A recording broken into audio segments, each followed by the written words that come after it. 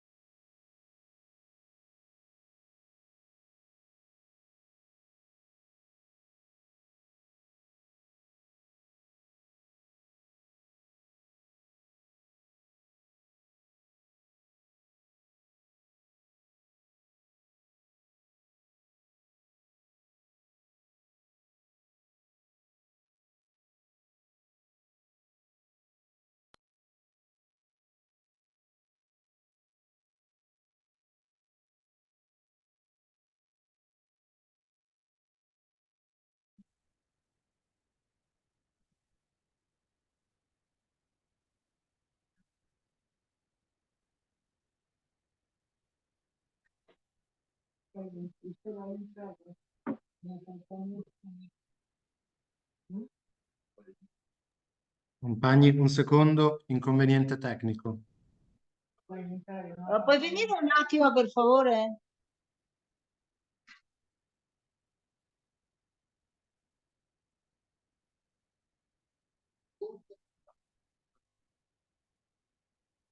Per favore, puoi venire un attimo?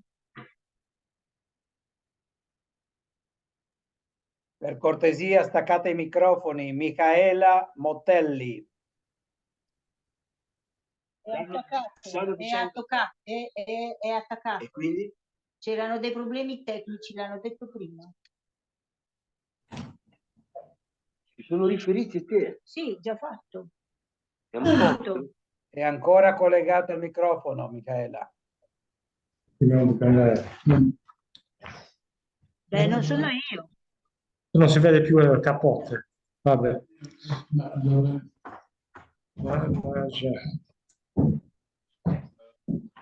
Può darsi che tu stai bloccando qualche cosa? No, io non sto bloccando ben niente. Quando?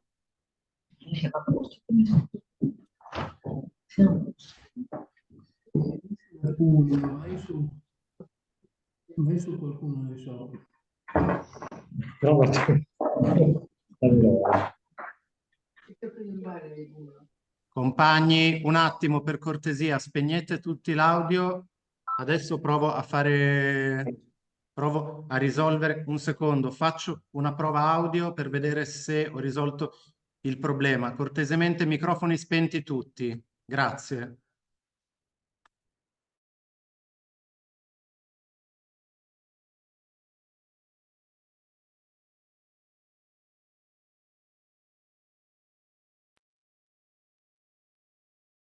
Cuando el señor Cristóbal Colón dice que nos Però non si sente lo stesso. un cacique que venía a nuestra hermana isla donde hoy está Haití y República È muy Dominicana, bajo. que ellos llamaron la española, È molto basso, non si sente. Compagni, l'audio spento. Cortesemente.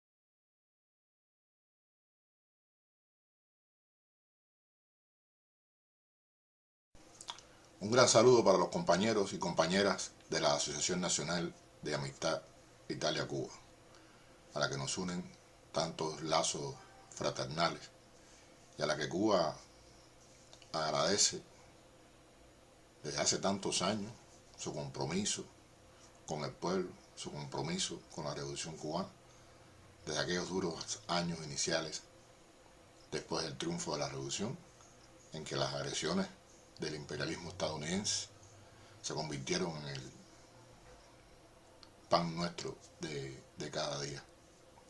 Les quiero agradecer además la oportunidad de poderme dirigir a ustedes con esta conferencia, con un tema tan interesante, un tema además sumamente importante, como es el sistema político, o sea, hablar del sistema político cubano, su modelo, su organización social, las elecciones, el tema del partido único, que ustedes saben que es tan llevado y traído por la prensa corporativa al servicio de las grandes potencias. Y bueno, yo siempre que comienzo este tipo de conferencias para hablar de Cuba, me gusta partir de una anécdota. Así lo hago con mis estudiantes en la universidad, cuando tengo la oportunidad de compartir con ellos temas de historia de Cuba. Pues comienzo con una leyenda. Cuenta esa leyenda que allá en los tiempos de la colonización y conquista de Cuba, cuando el señor Cristóbal Colón dice que nos descubrió,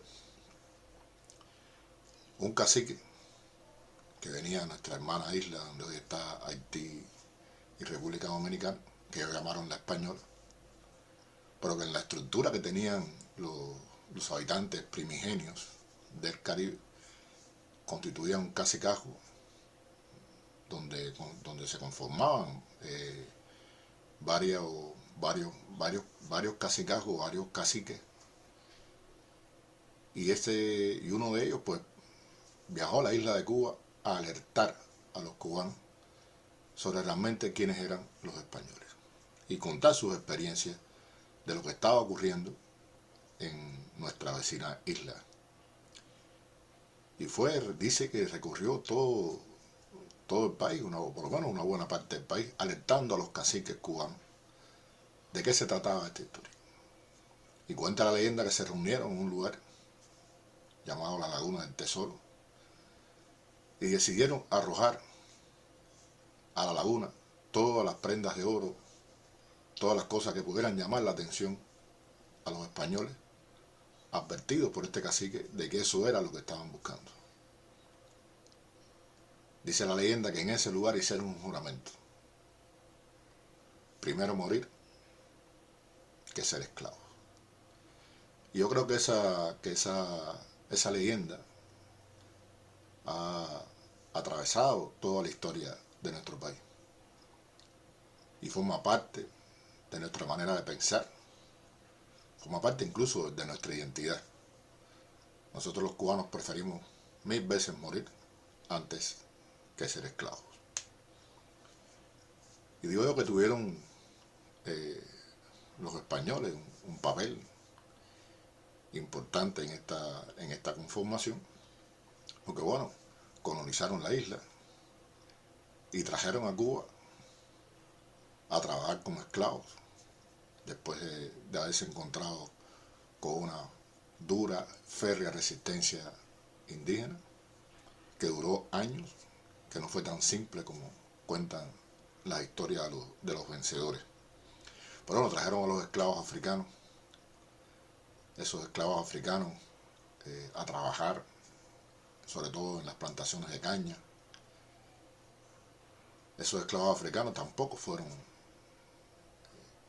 mansos, tampoco fueron esas personas esclavizadas, que es lo correcto, porque ellos no nacieron esclavos, fueron personas libres que fueron esclavizadas y que resistieron el yugo colonial, que resistieron la explotación y se alzaban, huían de los ingenios azucareros, de las plantaciones azucareras, y iban a un lugar en el monte que se llamaba Palenque. Ese Palenque, a donde fueron los indios, a donde fueron los que llamaron los españoles indios, donde fueron los habitantes primigenios de estas islas, a refugiarse y a llevar adelante una lucha de guerrilla contra los colonizadores españoles en su momento, y que había servido de refugio, quizás de último espacio de supervivencia frente a la conquista y colonización. Ese esclavo africano fue al Palenque. De ahí comenzó un proceso de fusión de costumbres y demás, que es bien interesante. Porque es que después los españoles agregan otro ingrediente, ese gran ajiaco, que es la nación cubana, porque traen a los chinos. Un momento que se les hace difícil el tráfico de esclavos por la persecución que había allá en el mundo con el tema de la trata de esclavos, pues deciden traer de China braceros para trabajar como esclavos en las plantaciones. No le decían esclavos, sé que estaban contratados, pero de hecho era lo mismo. Pero ¿qué pasa? Que en China había ocurrido una gran rebelión, una rebelión de los chinos Taiping, como se les conocieron. Y muchos de los chinos que vienen a Cuba vienen enviados por el emperador, que ha derrotado esa rebelión. Muchos son antiguos combatientes de esa gran rebelión campesina, que tenía un grupo de fundamentos religiosos, que bueno, no es el momento hoy de explicarlo. Y vinieron a Cuba, se trajeron a Cuba chinos rebeldes, chinos además con una cultura, con una preparación. Y ese chino, por supuesto que entró en contacto, se escapaba, nunca pudo ser esclavizado, y fue a parar ese Palenque, hizo contacto con el Palenque. Y ahí está, yo pienso que parte de la esencia de la conformación de nuestra nacionalidad, de la simiente que formó esta nacionalidad. El europeo que viene a Cuba buscando fortuna, buscando abrirse camino, nuestros habitantes primigenios, que lucharon durante años por su soberanía, por su independencia contra la conquista. El chino, que nunca pudo ser esclavizado y que fue combatiente después del Ejército Libertador, cuando se iniciaron las luchas por la independencia. No por gusto Máximo Gómez, dominicano, que peleó en Cuba como un cubano más, nuestro generalísimo, dijo en su momento que no había habido, y hay incluso un monumento ahí en la calle Línea, en El Vedado, que lo dice: nunca hubo un chino traidor y nunca hubo un chino desertor. De ese nacimiento, de esa semilla, nacimos los cubanos con nuestros sentimientos de rebeldía, con nuestro sentimiento eterno de libertad, de soberanía, de independencia. Nos ha acompañado toda la vida este sentimiento, esta manera de ver las cosas. Durante el periodo colonial, creo que es importante también, siguiendo la línea de los fundamentos que nos llevaron a lo que hoy somos, hay un grupo de figuras que jugaron un papel importantísimo: José Agustín Caballero, Félix Varela, José de la Luz y Caballero, que sentaron las bases del pensamiento cubano, contribuyendo al surgimiento de la conciencia nacional. Varela formó en las aulas del seminario de San Carlos a los mejores hombres de su época. Los frutos de su labor como maestro se muestran en patriotas como José Antonio Saco, José de la Luz y Caballero, etc. Fue el primer pensador cubano que planteó la necesaria separación de España, la lucha por la independencia y una radical modernización de la enseñanza del país. Fundó el primer periódico cubano independentista, El Habanero. Diputado a Cortes de Cádiz en 1821, en representación de Cuba, defendió el derecho a la autonomía de los territorios americanos, propuso la abolición de la esclavitud y la modernización de la enseñanza. Como bien dijo Eduardo Torres Cuevas en una de sus magníficas conferencias, ahí en su obra y en su vida están los orígenes de nuestra singularidad, los orígenes de la ciencia y de la conciencia patriótica cubana. Las mismas enseñanzas del padre Valera culminan en la ingente y meritísima obra de José Martí, que constituyó el motor principal del proceso de emancipación en Cuba. José Martí, el más reconocido de modo universal de los pensadores cubanos, y cuyas ideas pueden considerarse el paradigma del pensamiento de la isla en el siglo XX y en lo que va del siglo XXI. Meses después de iniciarse la lucha por la independencia en Cuba, se realiza la primera asamblea legislativa de nuestro país, el 10 de abril de 1869, en Guaymaro. Tuvo la virtud esta asamblea de aprobar la primera constitución de la República en armas, de haber legado a los cubanos la profunda vocación constitucionalista, parlamentaria y democrática que hoy ejercemos.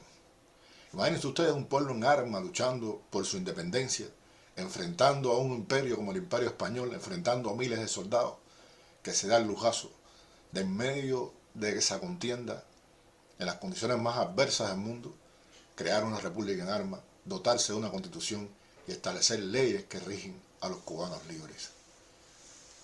Leyes que para una persona que no haya nacido en Cuba, o incluso para algunos de los que habitaban la isla en aquella época, parecían hasta contradictorias para un pueblo que estaba en esos momentos luchando brazo partido, casi desarmado, contra una gran potencia como lo era España en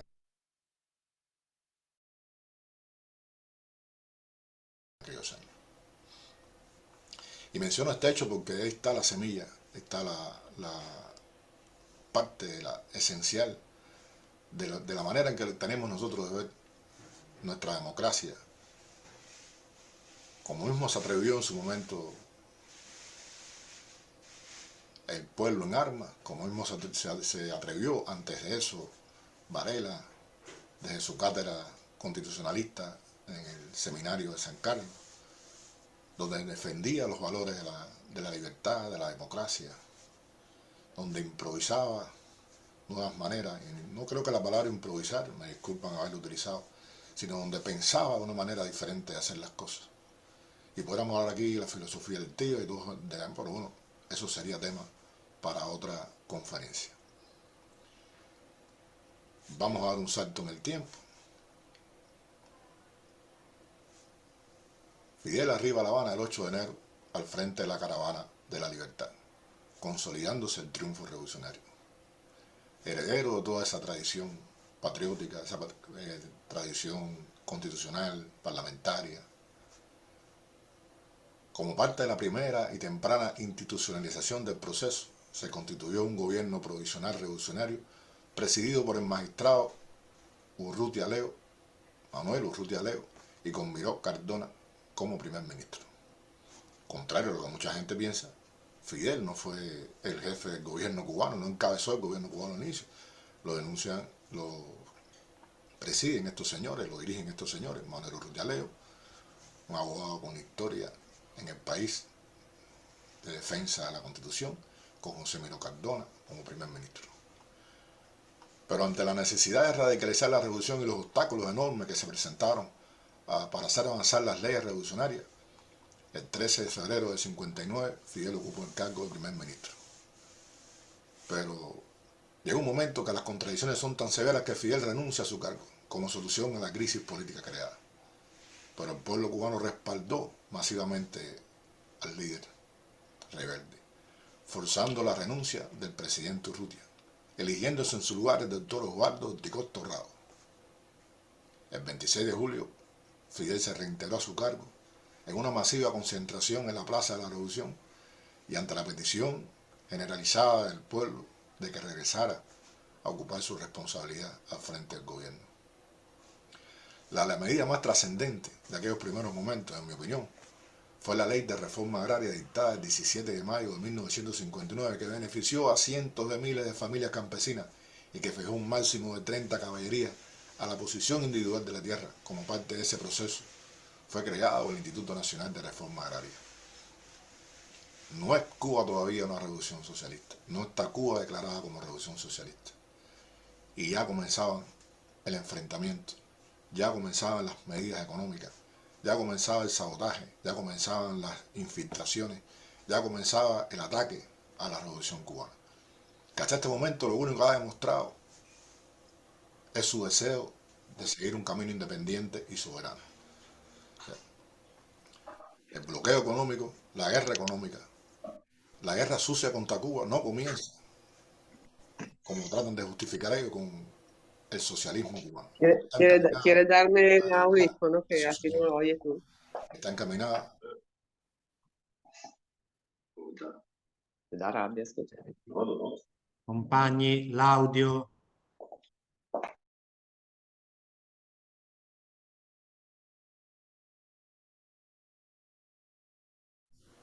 A vencer, a poner de rodillas a un pueblo que se ha atrevido a seguir el camino de la insumisión, que se ha atrevido a seguir un camino libre e independiente. La revolución comienza el periodo de construcción del socialismo, cuando Fidel lo proclama el 16 de abril de 61, durante el entierro de las víctimas del ataque aéreo del día anterior. Preludio del ataque mercenario por Playa Girón. Ataque que ustedes saben, conocen bien la historia. En menos de 72 horas las milicias y el ejército rebelde liquidaron esta invasión apoyada y financiada por Estados Unidos, causándole al imperialismo la primera gran derrota militar en América Latina. Durante los primeros 15 años, la urgencia y esfuerzos mayores se concentraron en la lucha, por supuesto, por la supervivencia de la revolución frente a las constantes agresiones del gobierno norteamericano, a su vez que se cambiaba y se destruía el viejo Estado y se construía el nuevo. Para vencer esos retos iniciales, en un país donde habían miles de hombres financiados por el gobierno de Estados Unidos en las montañas, donde habían grupos de bandidos, esos bandidos que muchos conocerán, asesinaron campesinos en las montañas, asesinaron brigadistas que iban a enseñar, que iban a luchar contra el analfabetismo, que asesinaban a los compañeros del INRA que iban allá a aplicar las leyes de la reforma agraria. En un momento en que hay más de 300 organizaciones contrarrevolucionarias en el país. Cuba está en una dura guerra por sobrevivir, por defenderse de la guerra sucia del gobierno estadounidense. Para vencer esos retos se requería un gobierno ágil y dinámico, sin ataduras administrativas y burocráticas de ninguna naturaleza. Por eso durante esa etapa el gobierno funcionó de manera centralizada. La función ejecutiva, legislativa y administrativa estaba centrada en el Consejo de Ministros. No obstante, el gobierno llevaba a cabo sus tareas consultando e incorporando a las masas para su ejecución, como fue en todas y como es en todas y cada una de las cosas que la revolución ha llevado adelante. Vencida esa etapa, la revolución pudo plantearse la institucionalización del Estado.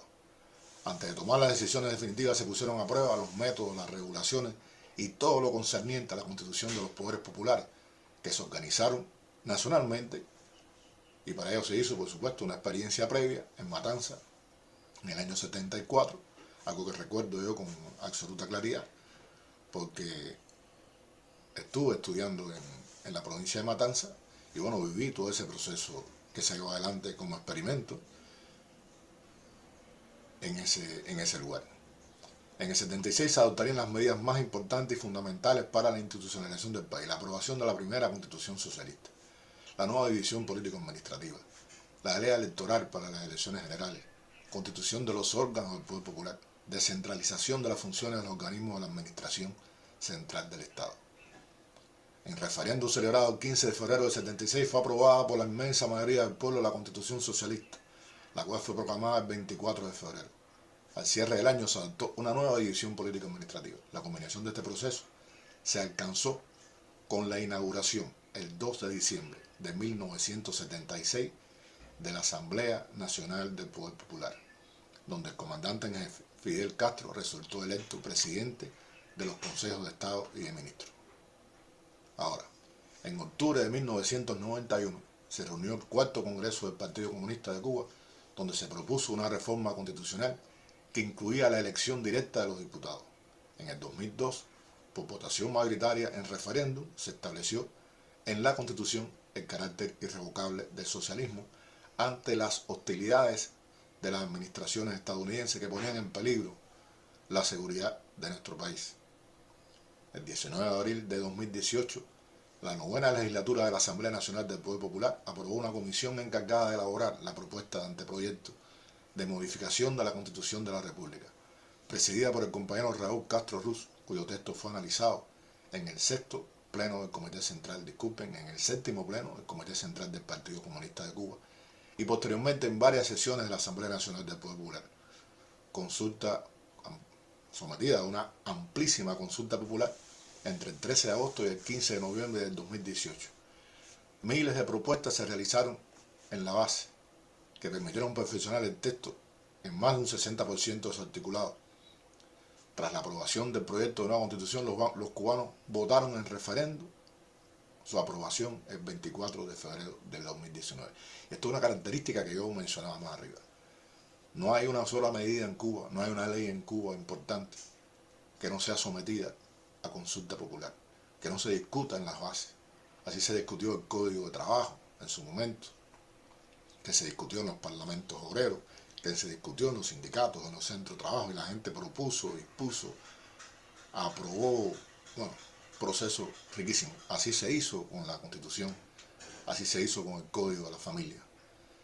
No es solamente una consulta, es una participación, porque la gente, bueno, lo dicen las estadísticas, se hicieron miles de propuestas que permitieron perfeccionar el texto en un 60% de su articulado. Eso es participación popular, eso es participación ciudadana en la elaboración de esta constitución. Una constitución genuina, es autóctona, porque así es nuestro Estado, así es nuestro modelo, es autóctono, genuino, propio, no es copia de ningún otro, es fruto de la historia de nuestro pueblo, de la herencia recibida de lo más preclaro del pensamiento político-social de nuestros próceres, en particular del legado de José Martí. Se corresponde con la idiosincrasia de nuestro pueblo, con su cultura, con su educación, con sus tradiciones. Por eso la ley de leyes de la República está presidida por ese profundo anhelo, logrado con el triunfo de la Revolución de José Martí, ese anhelo, ese pensamiento martiano que dice: yo quiero que la ley primera de nuestra república sea el culto de los cubanos a la dignidad plena del hombre. Cuba es un Estado socialista de derecho y justicia social, y así lo dice el artículo 1 de nuestra Constitución. Es un Estado socialista de derecho y justicia social, democrático, independiente y soberano, organizado con todos y para el bien de todos, como república unitaria e indivisible, fundada en el trabajo, la dignidad, el humanismo, la ética de sus ciudadanos, para disfrute de la libertad, la equidad, la igualdad, la solidaridad, el bienestar y la prosperidad individual y colectiva.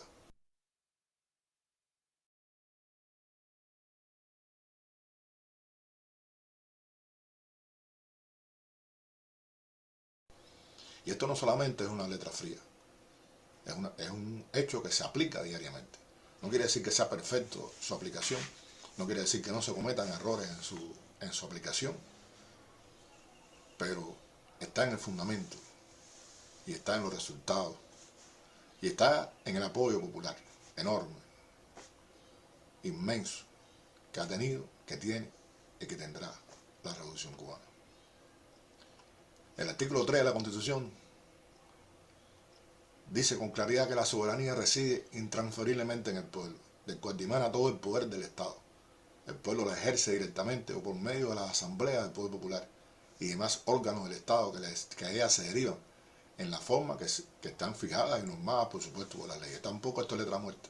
También esto es una realidad que vivimos todos los días los cubanos. El artículo 4 de la Constitución, que se lo traía como ejemplo, establece que los ciudadanos tienen el derecho de combatir por todos los medios, incluyendo la lucha armada, cuando no fuera posible otros recursos, contra cualquiera que intente derribar el orden político, social, económico establecido por esta Constitución. Y ahí me voy a referirme a un hecho que alguna gente me ha preguntado, que es muy interesante. Bueno, tienen el derecho a combatir, pero no solamente el derecho, tenemos los medios para combatir. Porque el pueblo está organizado, además de la reserva, además de las Fuerzas Armadas, que son notablemente populares. El pueblo está organizado en las milicias de tropas territoriales, en las brigadas de producción y defensa, y cada cubano tiene un puesto en la defensa del país. ¿Qué dictadura podría tener un pueblo armado? ¿Qué dictadura se atrevería a armar, a organizar a su pueblo? No duraría 3 minutos.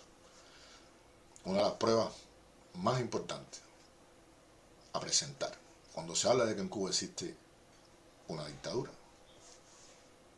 es esta. ¿Quién se atrevería a armar, organizar al pueblo? ¿Cuánto duraría? Y si existe una dictadura, es la dictadura de los trabajadores, es la dictadura del pueblo, es el gobierno del pueblo, que tiene, como establece nuestra Constitución, el ejercicio de la soberanía, el ejercicio del gobierno a través de las asambleas y de los órganos del Estado que elige y donde él forma parte. El artículo 5 habla de que el Partido Comunista de Cuba es único, martiano, fidelista, marxista y leninista. Es la vanguardia organizada de la nación cubana, sustentada en su carácter democrático y la permanente vinculación con el pueblo. Es la fuerza política dirigente superior de la sociedad y el Estado. Y aquí me voy a referir voy a pararme un momentico en este punto, porque creo que es importante, porque es uno de los temas que más son manipulados, que más son tergiversados a la hora de este. Bueno.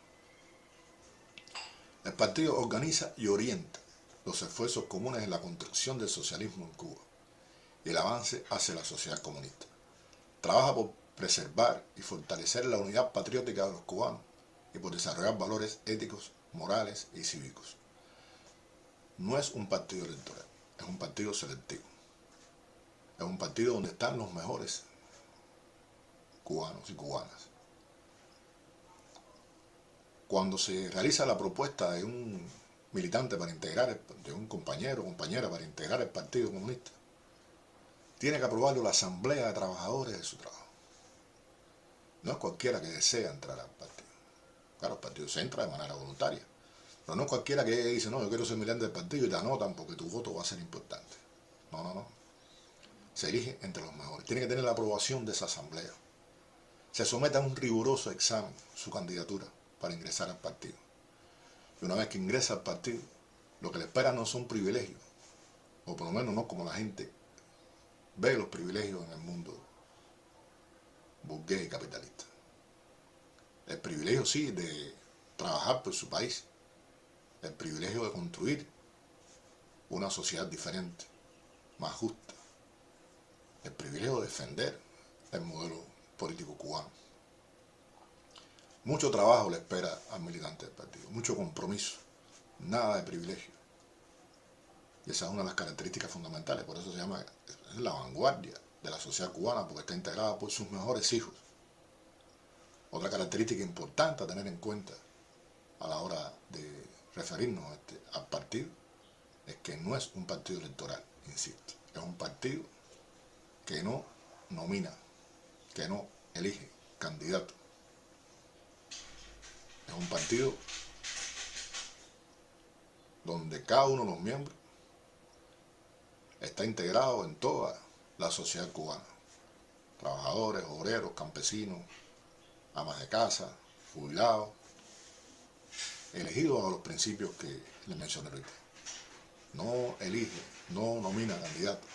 Por lo tanto, cuando se dice, no, Cuba es un partido único, no, es que el sistema nuestro es diferente, nuestra democracia es diferente, y más adelante hablaremos de eso, a cómo se concibe en otros lugares del mundo. Y nosotros no cuestionamos que la otra manera, pero este es nuestro modelo, es la manera en que nosotros, por absoluta mayoría del pueblo, decidimos que se hiciera. Nuestro territorio nacional se divide en 15 provincias y en 168 municipios. Voy a leerlo porque no quiero equivocarme. Sí, 168 municipios, incluyendo el municipio especial Isla de la Juventud. El municipio es la sociedad local organizada por la ley que constituye la unidad político-administrativa primaria y fundamental de la organización nacional.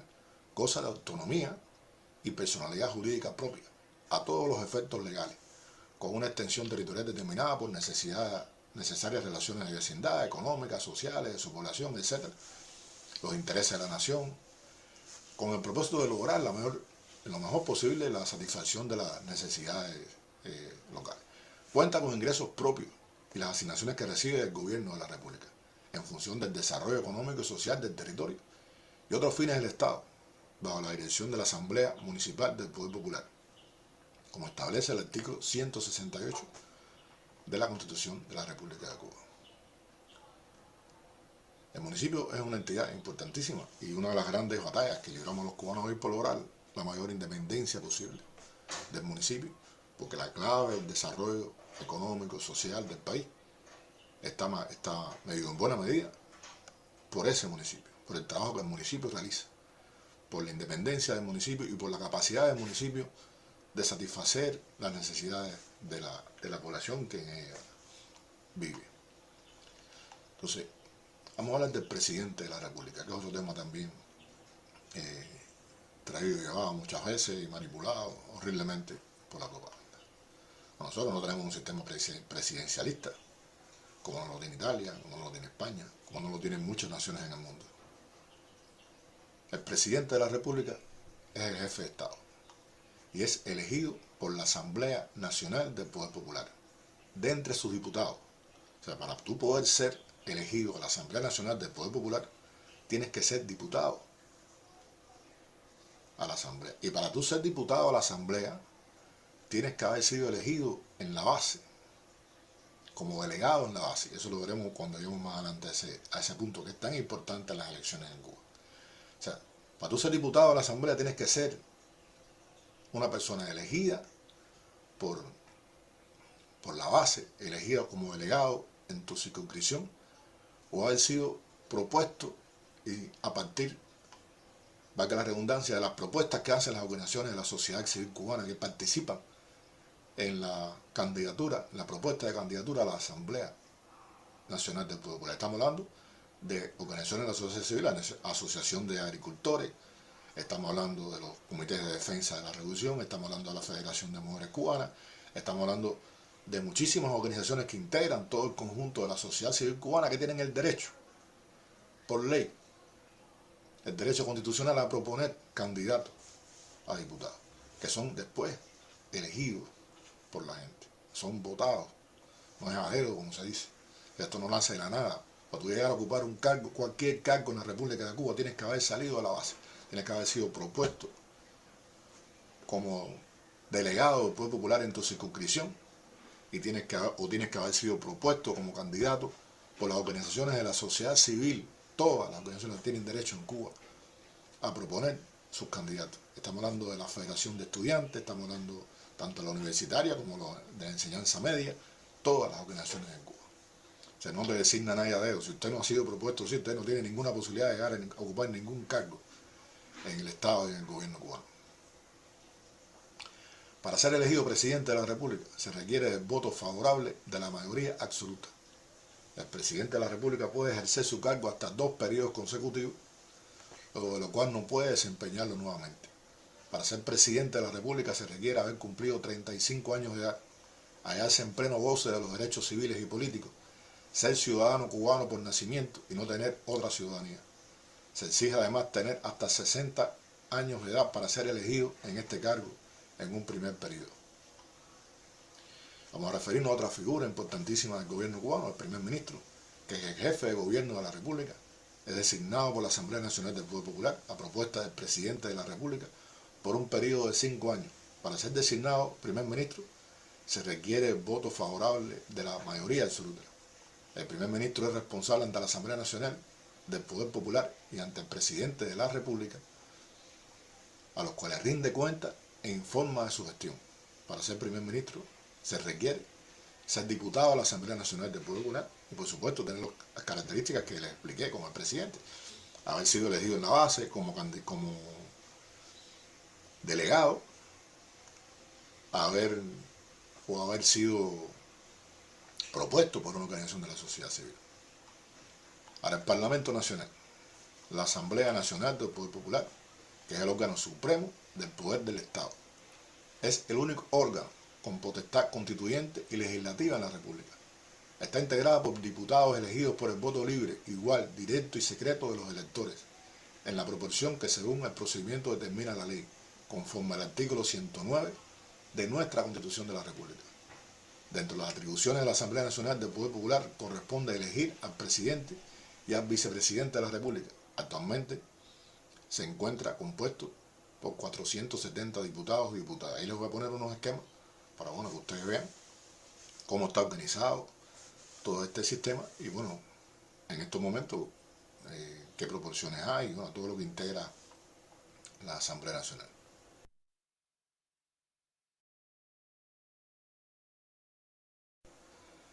La condición de diputado en Cuba no entraña privilegios personales ni beneficios económicos. Durante el tiempo que empleen el desempeño de sus funciones, los diputados perciben la misma remuneración que ganaban en su centro de trabajo. Si el hombre es médico, gana como médico; si es carpintero, gana como carpintero; si es albañil, gana como albañil; si es lo que sea, gana por su salario y mantienen el vínculo con este a los efectos pertinentes. O sea, no es una carrera, no es un trabajo, es un deber que tiene que cumplir y tiene que mantenerse en vivo, trabajando y ocupando las responsabilidades que ha ocupado siempre. A los diputados, como cualquier ente del gobierno cubano, puede ser revocado su mandato en cualquier momento, en la forma, por las causas y según los procedimientos que establece la ley. Hay un organismo que también quisiera explicarle a ustedes, que es el Consejo de Estado, porque también se habla mucho de eso. El Consejo de Estado tiene carácter colegiado. Es responsable ante la Asamblea Nacional del Poder Popular y le rinde cuenta de todas sus actividades. Los decretos, leyes y acuerdos que adopte el Consejo de Estado se someten a la ratificación de la Asamblea Nacional en la sesión más próxima que tenga. El presidente, el vicepresidente, el secretario de la Asamblea Nacional del Poder Popular lo son a su vez del Consejo de Estado, el que está integrado por los demás miembros que aquella decida. No pueden integrar el Consejo de Estado los miembros del Consejo de Ministros, ni las máximas autoridades de los órganos judiciales, electorales y de control estatal. El Consejo de Estado tiene como entre sus funciones, velar por el cumplimiento de la Constitución, dar a las leyes vigentes en caso necesario una interpretación general y obligatoria, dictar decretos, leyes y acuerdos, disponer la celebración de las sesiones extraordinarias de la Asamblea Nacional del Poder Popular, convocar y acordar la fecha de las elecciones para la renovación periódica de la Asamblea, analizar los proyectos de ley que se someten a la consideración de la Asamblea Nacional, exigir el cumplimiento de los acuerdos de la Asamblea Nacional, etcétera, etcétera. Tienen un amplio trabajo. El Consejo de Ministros. El Consejo de Ministros es el máximo órgano ejecutivo y administrativo y constituye el gobierno de la República. Está integrado por el primer ministro, los viceministros, viceprimeros ministros, disculpe, los ministros, el secretario y los demás miembros que determina la ley. En la sesión del Consejo de Ministros participa por derecho propio el secretario general de la Central de Trabajadores de Cuba. Fíjense ustedes que esto es un elemento importantísimo. Fíjense. En las sesiones del Consejo de Ministros participa por derecho propio el secretario general de la Central de Trabajadores de Cuba. El Consejo de Ministros es responsable y periódicamente rinde cuenta de sus actividades ante la Asamblea Nacional del Poder Popular. Ahora, vamos a bajar un poco la estructura hacia abajo. Ya hablamos de la estructura del gobierno nacional. Estoy seguro que otros compañeros se extenderán en estos temas, que son más conocedores que yo de esta temática, y seguro que en alguna de las clases que van a recibir, pues van a hablar y se van a extender en el tema de estructura. Está el gobierno provincial. En cada provincia rige un gobierno provincial del Poder Popular, que funciona en estrecha vinculación con el pueblo, conformado por un gobernador y un consejo provincial. El gobernador es el máximo responsable ejecutivo administrativo en su provincia. Es elegido por los delegados de la Asamblea Municipales del Poder Popular. Elegido por los delegados de las Asambleas Municipales del Poder Popular correspondientes a propuesta del presidente de la República por un periodo de 5 años. Para ser gobernador, por supuesto, como en todas las demás cosas, hay que ser ciudadano cubano por nacimiento, no puede tener otra ciudadanía, haber cumplido 35 años de edad, residir en la provincia y hallarse en pleno goce de sus derechos civiles y políticos. El gobernador es el responsable ante la Asamblea Nacional del Poder Popular, el Consejo de Estado, el Consejo de Ministros y el Consejo Provincial, a los que le rinde cuenta e informa de su gestión en la oportunidad y sobre los temas que le sean solicitados. Ahora, el Consejo Provincial, del que hablamos aquí, que mencionamos, el Consejo Provincial es presidido por el gobernador e integrado por el vicegobernador, los presidentes y vicepresidentes de las asambleas locales del Poder Popular correspondientes y los intendentes municipales. Sus decisiones son agotadas por el voto favorable de la mayoría simple de sus dirigentes. Y vamos como decimos los cubanos, al centro, vamos a la esencia de este modelo, de este sistema, que es el gobierno municipal. La Asamblea Municipal del Poder Popular, que es el órgano superior del poder del Estado en su demarcación y en consecuencia está investida de la más alta autoridad en su territorio. El gobierno municipal cuenta con 2 órganos. En primer lugar se encuentra la Asamblea Municipal del Poder Popular, la cual está integrada por los delegados elegidos en cada circunscripción en que a los electores electorales se divide su territorio mediante el voto libre, igual, directo y secreto de los electores. Dicha asamblea, al constituirse, elige de entre los delegados a su presidente y vicepresidente y designa a su secretario, de conformidad con los requisitos y el procedimiento de la ley. Claro, el presidente de la Asamblea Municipal del Poder Popular representa al Estado en su demarcación territorial, como digo. En segundo lugar se encuentra el Consejo Popular, el cual es un órgano local del Poder Popular de carácter representativo, investido de la más alta autoridad para el desempeño de sus funciones y sin constituir una instancia intermedia a los fines de la división político-administrativa. Se organiza en ciudades, pueblos, barrios, poblados y zonas rurales. Lo integran los delegados elegidos de las circunscripciones de su demarcación, los cuales deben elegirse entre los que allí, los cuales deben elegir entre ellos, los que hay quien los preside. El presidente de la República es elegido por la Asamblea Nacional, ya por un periodo de 5 años, le rinde cuenta su gestión, etcétera, etcétera. Bueno, sí, eso ya les hablé de eso, había hecho una nota aquí al pie por si se me quedaba. Bueno, ya hablamos de la duración de los mandatos. Y vamos a hablar de la circunscripción electoral. Vital, importantísima. Sui generis, en la manera en que lo hacemos nosotros los cubanos. La circunscripción electoral es un territorio habitado en que se divide cada municipio a los efectos de las elecciones municipales. El número de circunscripciones electorales de un municipio se determina para cada elección por la Comisión Electoral Provincial a propuesta de la Comisión Electoral respectiva, tomando como base el número de habitantes del municipio, de manera que el número de delegados a elegir nunca sea inferior a 30, según establece la ley electoral en su artículo 16.2. La Asamblea Nacional del Pueblo Popular está integrada, o sea, la Asamblea Nacional está integrada por los diputados elegidos a razón de uno por cada 30.000 habitantes de un municipio o fracción mayor. Ahora vamos al tema de los delegados, que yo creo que es importantísimo. Pues ahí nos fuimos otra vez a la asamblea, me disculpen ahí.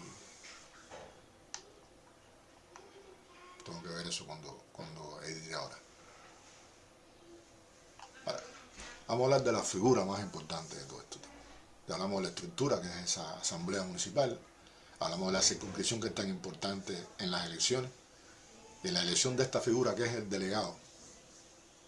Esta persona que cumple con el mandato que le han conferido sus electores en interés de toda la comunidad, para lo cual deberán cumplir estas funciones, con sus responsabilidades y tareas habituales. Vamos a tenernos después en este delegado. Vamos a ver la importancia de este delegado.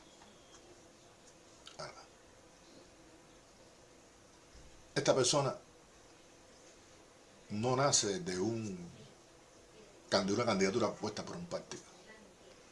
Aquí no hay un partido político que propone. El Partido Comunista no propone a esos candidatos, a delegados. Eso ocurre ahí en el barrio, en la base. Ahí se reúne la circunscripción electoral, se hacen las propuestas de la candidatura a personas que se destacan en el barrio por sus condiciones personales, personas que tienen un liderazgo en el barrio, personas que la gente visibiliza como que lo puede representar en la asamblea municipal, incluso algunos que la gente lo vea con la visión de que puedan integrar un día, o que puedan integrar y representar al país como diputado a la Asamblea Nacional. Pero la gente lo ve en el barrio, es tu vecino, es una persona bien cercana, no es un político de carrera, no lo acompaña un sargento político, no tiene detrás una estructura de dinero, monetaria, no se hacen campañas electorales, sencillamente es propuesto en ese lugar. Y en las elecciones que se celebran en el país, en las elecciones, pues se votan y se elige al delegado de la circunscripción, sobre la base de todas esas propuestas que se realizaron en los barrios. Sobre la base de esas propuestas en los barrios, se va a las elecciones para elegir a los delegados, a las personas que nos van a representar en esa asamblea municipal. Y que después van a elegir, como explicamos más arriba, a los representantes que van a elegir, mejor dicho, a los dirigentes de esa asamblea municipal. Este delegado no recibe salario por el trabajo que realiza. Y sigue cumpliendo sus funciones, como igual que pasa con el diputado y con los más elementos. Sigue siendo carpintero, sigue siendo médico, y en su tiempo disponible participa en las labores que le corresponden como delegado. Son personas sencillas, notables por su esfuerzo, en su inmensa mayoría. Personas consagradas a lo que realizan, consagradas a sus electores. No es una carrera política. Eso implica sacrificio, porque implica emplear el tiempo libre de esas personas para realizar su labor. Ahora, aquí me hablaba, porque hace unos días tuve un debate sobre eso y quería hablar de la justicia electoral, porque alguien me preguntaba, bueno, en el caso de Cuba, la justicia electoral, y bueno, el Consejo Electoral Nacional es el órgano del Estado que tiene como misión fundamental organizar, dirigir y supervisar las elecciones, consultas populares, plebiscitos, referendos que se convoquen. Asimismo, valida los resultados y garantiza la confiabilidad, transparencia, celeridad, publicidad, autenticidad, imparcialidad de los procesos de participación democrática referidos. Tiene independencia funcional respecto a cualquier otro órgano y responde por el cumplimiento de sus funciones ante la Asamblea Nacional del Poder Popular, y una vez culminado cada proceso, informa de sus resultados a la nación. Sí existe este órgano. Aquí me preguntaba el otro día, incluso, no, pero en Cuba, ¿y quién? Bueno, ¿qué existe? ¿Quién dijo que no? El Consejo Electoral Nacional, que es un órgano, como ya les expliqué, que tiene independencia funcional respecto a cualquier otro órgano, del país. Creo que la novedad, y es bueno también referirnos a este tema, del sistema electoral cubano con respecto a la práctica política internacional, está en el concepto de que es el pueblo quien postula y quien elige. Esto es algo que resulta inaceptable muchas veces para los enemigos jurados de la Revolución Cubana y del socialismo. Porque los que ocupan los escaños en la Asamblea Nacional, donde se aprueban las leyes del país, esas leyes socialistas, esas leyes verdaderamente democráticas, que tanta picazón, como decimos, que tanto miedo le provocan a las élites económicas del país que se conviertan en ejemplo ante el mundo. Los que aceptan esas leyes, los que discuten esas leyes, son el pueblo que ocupa esos escaños. Son los campesinos, son los obreros, son los estudiantes, son la gente humilde, son todos los sectores de la sociedad cubana los que elaboran esas leyes en la Asamblea, los que aprueban esas leyes en la Asamblea. Nosotros no tenemos, por suerte, ese otro sistema de guerra entre partidos, donde lo más importante ahí es la guerra con el adversario, la guerra contra el partido opositor, más que representar realmente y servir al pueblo. Por suerte, nosotros rescatamos la democracia, así lo vemos, echando a los politiqueros de la política. La Revolución Cubana innovó en política, al crear una asamblea de obreros, campesinos, intelectuales, estudiantes, mujeres, hombres, blancos, negros, mulatos, religiosos, no religiosos, quien sea. Como les explicaba, se eligen en la base, en el barrio, ahí la gente es la que elige, la gente es la que vota. Y esos son después los que van a ser candidatos, de ahí salen los candidatos a diputados a la Asamblea Nacional, de ahí son elegidos los candidatos a la Asamblea Nacional. Los campesinos, los intelectuales, representantes de todos los sectores de la sociedad cubana. Actualmente la Asamblea Nacional tiene, por ejemplo, 470 diputados. Tiene 135 menos que en el anterior periodo legislativo, a partir de la nueva Constitución y de las leyes nuevas que se aprobaron. 221, fíjense ustedes, de estos 470, 221, disculpe, propuestos desde los municipios. O sea, de esa base que le estaba hablando yo, de esos delegados, de esas asambleas municipales del Poder Popular.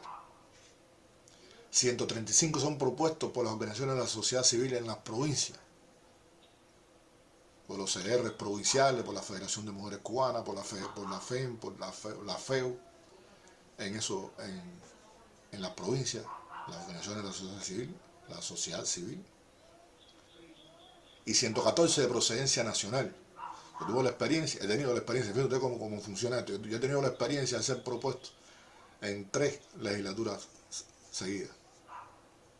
¿Propuesto por quién? Por la Federación de Estudiantes de la Enseñanza Media, propuesto por los comités de defensa de la revolución. Fíjense ustedes que me propusieron, hasta la Federación de Mujeres Cubanas me propuso, la Federación Nacional, la organización a nivel nacional, me propuso para la candidatura como diputado a la Asamblea Nacional. Y el proceso es tan riguroso, el proceso es tan electivo, que ninguna de las 3 ha sido propuesto, porque la calidad de los compañeros que ahí están, la calidad de los compañeros que son propuestos es altísima.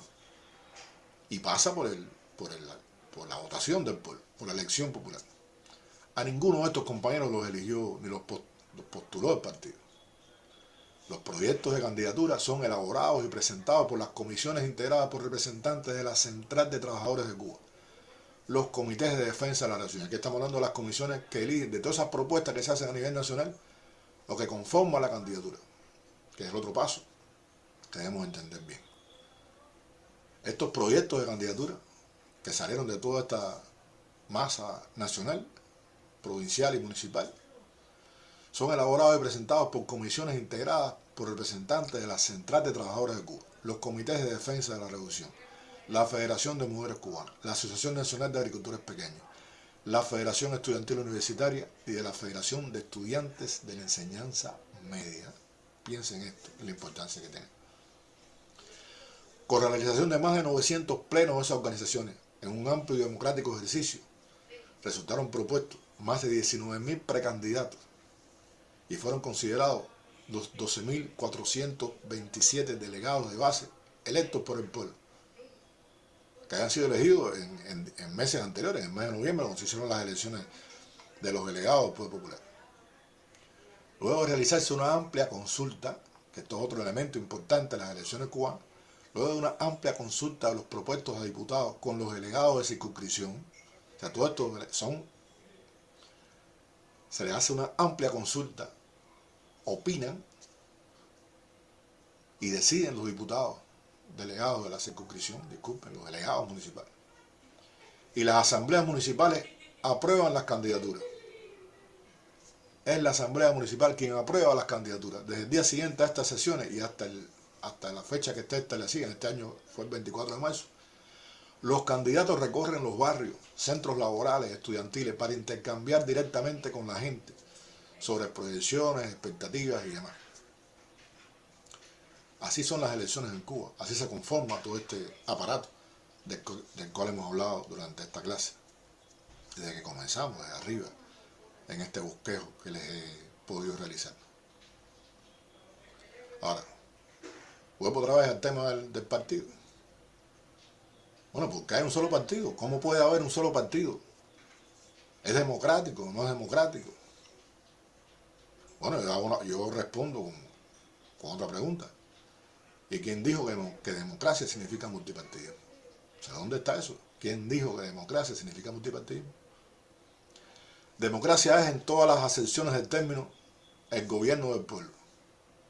Y nosotros agregamos los cubanos. Por el pueblo y para el pueblo. O sea, el gobierno del pueblo, por el pueblo y para el pueblo. El multipartidismo no garantiza la democracia, está demostrado. Fragmenta las fuerzas políticas de la nación. Y tiene como único fin la disputa del poder. Tiene detrás todo el aparato económico, tiene financiamiento de intereses determinados,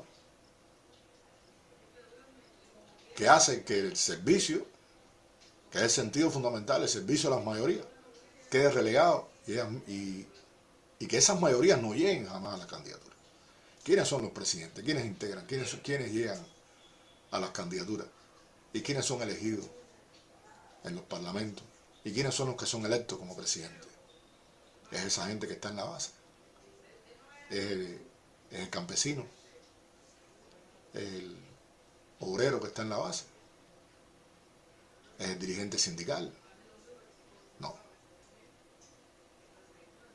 Son políticos de carrera que tienen atrás todo el aparato económico y los intereses de ese aparato económico, que los llevan con una enorme cantidad de dinero a la presidencia.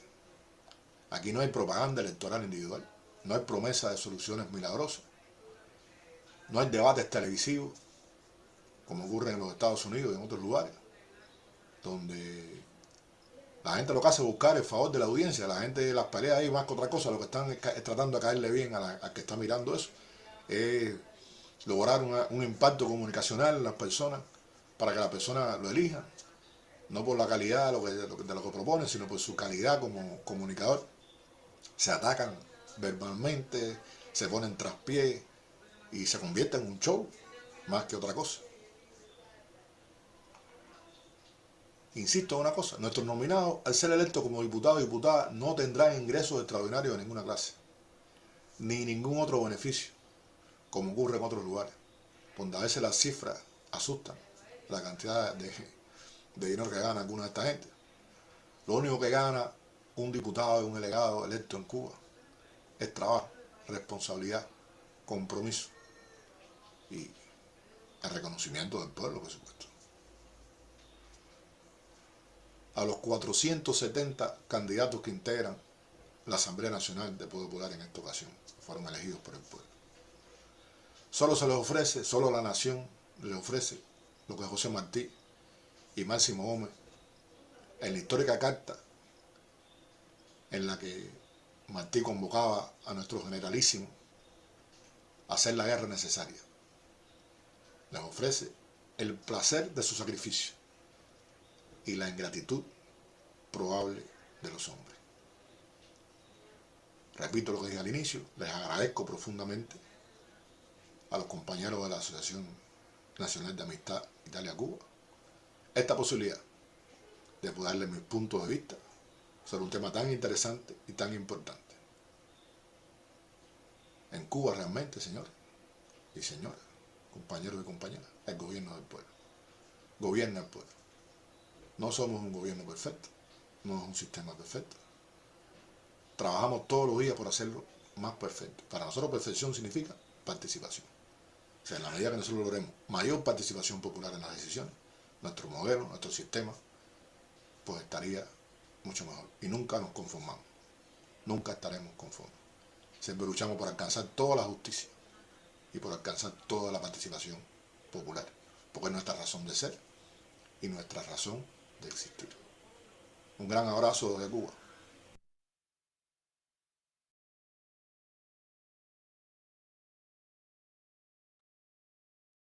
Bene, non so se vogliamo prenderci un secondo di pausa o se Marco vuole già introdurre il secondo intervento. Ma io semplicemente, prima di introdurre il secondo elemento, nel frattempo ho visto che alcune domande già sono state poste nella chat. No, io la cosa che questa lezione, questo documento non ci serve solamente ora, ma ci servirà in futuro per organizzare anche all'interno dei nostri circoli incontri, dibattiti per far capire come funziona realmente la democrazia popolare a Cuba. Le ultime parole, che cosa offre, a che cosa vanno incontro i deputati cubani, la dice tutta. Ed è veramente impressionante, mi colpisce emotivamente ascoltare le parole di Capote. Io andrei, se sei d'accordo, subito con l'altra registrazione. E velocemente, il secondo argomento è la Costituzione cubana, confronto, teoria e pratica. E colui che terrà la conferenza è il compagno Omero Acosta Alvarez. Due parole, innanzitutto il compagno Enzo Pescatori, vicepresidente della nostra associazione, lo ha individuato come relatore durante la nostra partecipazione al Tribunale internazionale contro il blocco che si è svolto a Bruxelles lo scorso anno. Abbiamo avuto occasione di incontrarlo e ha accettato immediatamente il nostro invito. Omero Acosta è un professore universitario, un politico cubano, vicepresidente della Società Cubana di Diritto Costituzionale e Amministrativo dell'Unione dei Giuristi di Cuba. È stato eletto segretario dell'Assemblea Nazionale del Poder Popular, del Consiglio di Stato e del Consiglio di Stato della Repubblica di Cuba nella sessione straordinaria della nona legislatura. Lui è laureato in giurisprudenza, master in diritto pubblico, professore assistente aggiunto di diritto costituzionale presso la facoltà di giurisprudenza all'Università della Habana. Ha iniziato la sua vita lavorativa nelle forze armate rivoluzionarie, nei tribunali militari, inizialmente come giudice militare e successivamente come specialista nella direzione dei tribunali militari. Nel 2001 è stato nominato funzionario dell'Ufficio Affari Interni del Comitato Centrale del Partito Comunista. Nel 2004 è stato promosso primo vicecapo dell'ufficio del secondo segretario del Comitato Centrale. È deputato dall'Assemblea Nazionale per la zona, per il comune di San José de las Lajas. È segretario del Consiglio di Stato dei Ministri, eletto nel 19 aprile del 2018, ed è stato ratificato come segretario del Consiglio di Stato e dei Ministri. È anche segretario dell'Assemblea Nazionale del Poder Popular e, lo ripeto, del Consiglio di Stato. È un personaggio importantissimo e per noi è un vero onore che si è prestato per questa lezione. Potete andare, grazie. Ok, una precisazione. Ci sono stati prima degli inconvenienti tecnici, adesso è tutto risolto. I compagni che continuano a non sentire penso sia un problema del loro del loro Zoom non devono assolutamente aprire il microfono, perché io non posso intervenire per poter risolvere la questione. Significherebbe bloccare la lezione per tutti. Allora provvedo a questo punto a far partire il video.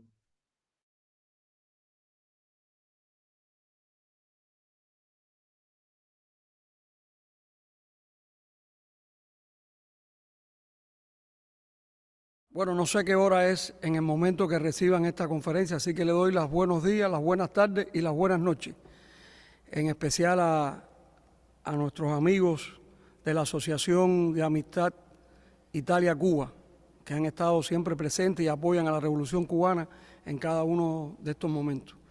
Para nosotros es un gran honor y un gran placer poder acercarnos durante un poco tiempo a la Constitución cubana de 2019, fruto de un proceso verdaderamente democrático y participativo, que también a todas luces significa un proceso de la mayor magnitud en la vocación democrática de la Revolución Cubana.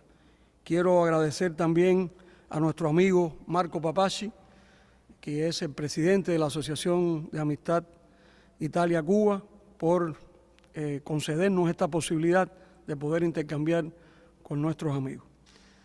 Según el programa del curso, nuestra conferencia se llama La Constitución Cubana, Comparaciones, Teoría y Práctica. Yo voy a hacer un esbozo del proceso constituyente y voy a hacer algunas comparaciones también en cuanto a lo que refleja, a lo que recoge la Constitución cubana, a ese proceso constituyente en las diferentes fases y también a los contenidos fundamentales de la Constitución. Yo creo que hay que situar en primer lugar cuáles son los antecedentes de la Constitución de 2019. Estamos hablando que Cuba había aprobado en 1976, fruto también de un proceso de consulta y de referendo vinculante, una Constitución socialista que tenía y se nutría de los referentes de los procesos de los países socialistas de la Europa del Este, en particular de la Unión Soviética, la Constitución de 1936 y también las experiencias de otros países, incluido Bulgaria, pero también tenía cuestiones muy propias, muy autóctonas, que tenían que ver con el sentido transformador y el ámbito latinoamericano de nuestra revolución, y fue la primera constitución socialista aprobada en el hemisferio occidental y también es la primera constitución que se aprueba en América Latina, en toda América, fruto de un referendo y un proceso de consulta con la población. Esa constitución tuvo dos reformas de gran calado. Una primera en el año 1992. El año 1992 había caído el campo socialista, había desaparecido la Unión Soviética y Cuba tiene que enfrentarse a un proceso sola en medio de esa destrucción, cuando el enemigo apostaba porque caía la Revolución Cubana, como habían caído por efecto dominó los países de Europa del Este. Y ahí hay un proceso de reforma en la cual hay cambios en los mecanismos participativos, hay cambios a nivel municipal, hay cambios hacia un mayor derecho de la libertad religiosa, o sea, ampliar los derechos de la libertad religiosa. Hay cambios en el modelo económico al incorporarse la inversión extranjera como un elemento también para la economía nacional, y esos cambios en el modelo económico también configuraron hacia una mayor participación política, porque a partir de ahí se introduce la elección directa con el voto directo secreto del pueblo para los cargos de diputado a la Asamblea Nacional, delegado a las asambleas provinciales, y se mantiene el proceso participativo a nivel de los municipios. Y también a nivel, en esa instancia municipal, hay cambios en la delimitación de las funciones del ámbito ejecutivo administrativo, del ámbito representativo, y se crean consejos de la administración que son los encargados de llevar la dirección de ese ámbito. Lo digo porque es un momento importante en la transformación constitucional del Estado socialista cubano.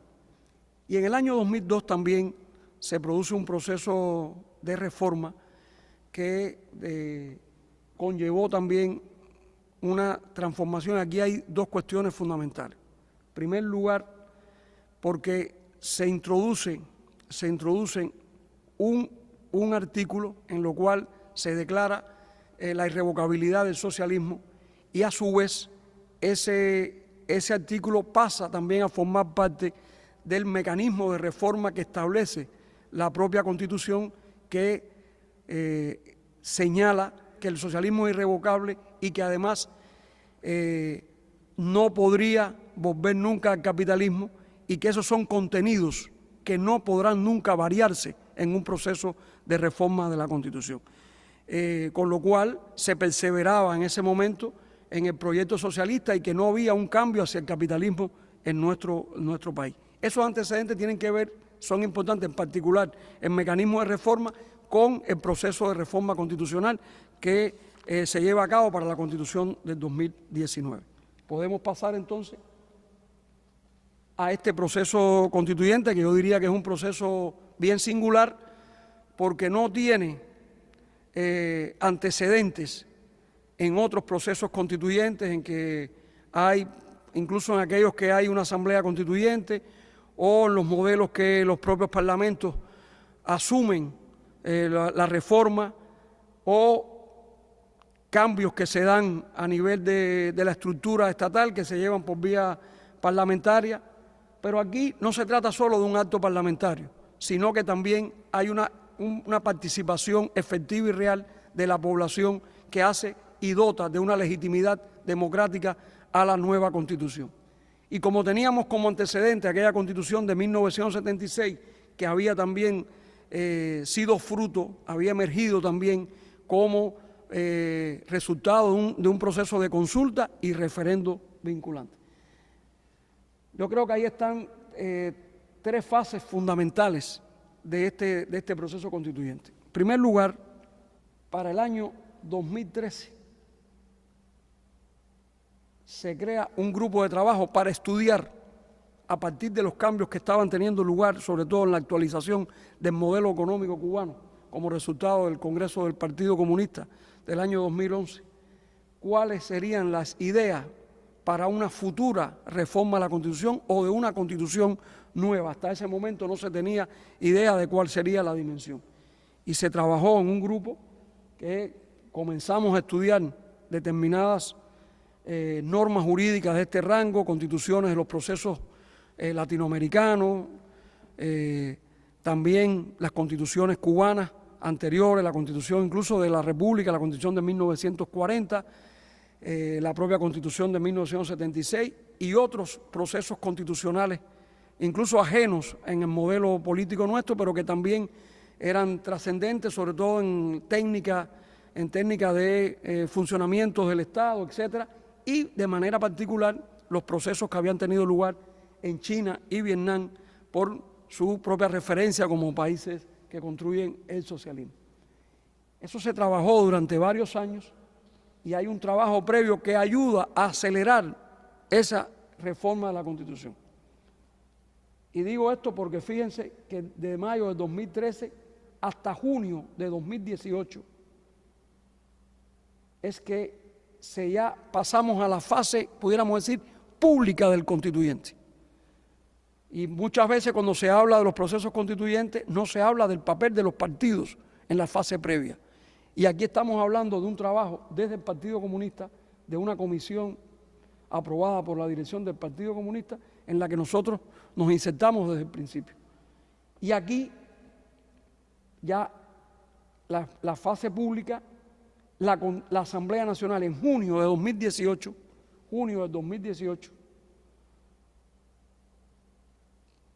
crea una comisión y aprueba el inicio del proceso de reforma. La pregunta sería, ¿por qué la Asamblea Nacional? Porque la Constitución de 1976 establecía que únicamente la Asamblea Nacional es en exclusividad el órgano que tiene la capacidad constituyente del Estado. Y por tanto, teníamos que emerger la Constitución desde el propio órgano parlamentario. y así se creó una comisión de 33 diputados. Yo llamo la atención también de esa composición, una composición muy heterogénea, muy plural, porque ahí estaban representados prácticamente todos los sectores de nuestra sociedad. Ahí estaban los intelectuales, los historiadores, economistas, juristas, periodistas, toda la representación de la sociedad civil cubana, quiere decir los gremios de los campesinos, de las organizaciones de mujeres, de estudiantes universitarios, también de nuestros comités de defensa de la revolución en la persona de sus dirigentes principales, también los dirigentes históricos de la revolución y la nueva generación de dirigentes. Esa comisión estuvo presidida por el compañero Raúl Castro Ruz, en ese momento primer secretario del Partido Comunista de Cuba, y también como vicepresidente, que en ese momento era el presidente del Consejo de Estado y de Ministros, el compañero y actual presidente de la República, el compañero Miguel Díaz-Canel Bermúdez.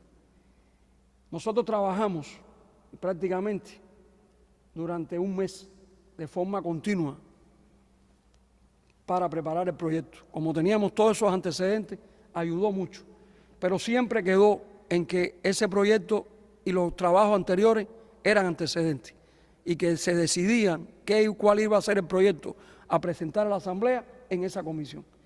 Y ya en julio, 21, 22 de julio, nosotros presentamos el proyecto a la Asamblea Nacional. Se presentó el proyecto de la comisión redactora y allí durante 2 días se discutió el proyecto, se modificó en varios artículos y se decidió algo igualmente novedoso, desarrollar un proceso de consulta popular. Cuando digo consulta popular, estamos hablando de que cada uno de los párrafos de ese proyecto se le incorporaron un número, de manera que se identificaba esos párrafos y la población podía opinar sobre cada uno de esos párrafos.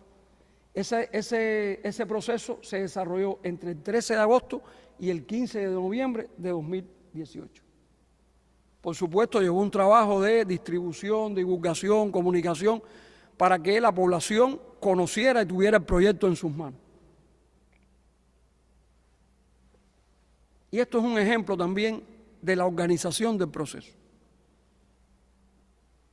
Se realizaron 133.681 reuniones.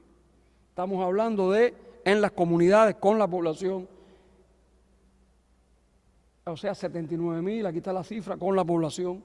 Estamos hablando de 45.000 en los colectivos a nivel de las instituciones sindicales, con las organizaciones campesinas, con los estudiantes universitarios y también con los estudiantes de la enseñanza media mayores de 16 años. Estamos hablando de una participación de unas 8.941.521 personas. Y digo personas porque hubo algunas que participó en más de una reunión. Podía haber estado en su centro de trabajo, en la organización sindical y después haber ido a la comunidad. Pero indiscutiblemente que hay una alta participación. Veremos cuál es el resultado.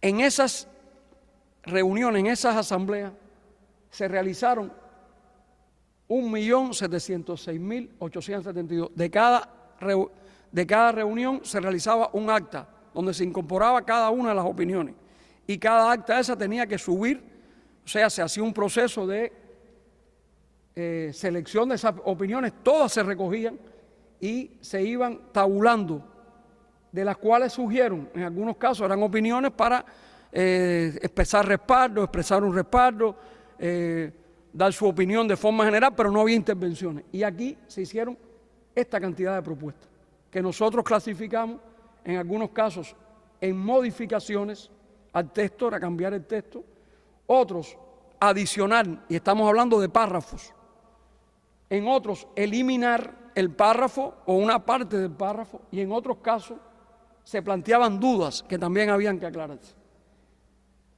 Como se ve, un nivel elevado de tanto de participación como de propuestas.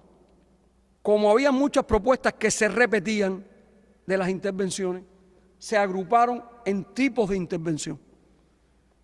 Y aquí agrupamos esas 700.000 propuestas en unas 9.595 propuestas tipo. Quiere decir, una propuesta sobre determinado tema se podía haber hecho por muchas personas y era una sola propuesta, era un solo tipo de propuesta, aunque había sido reiterada.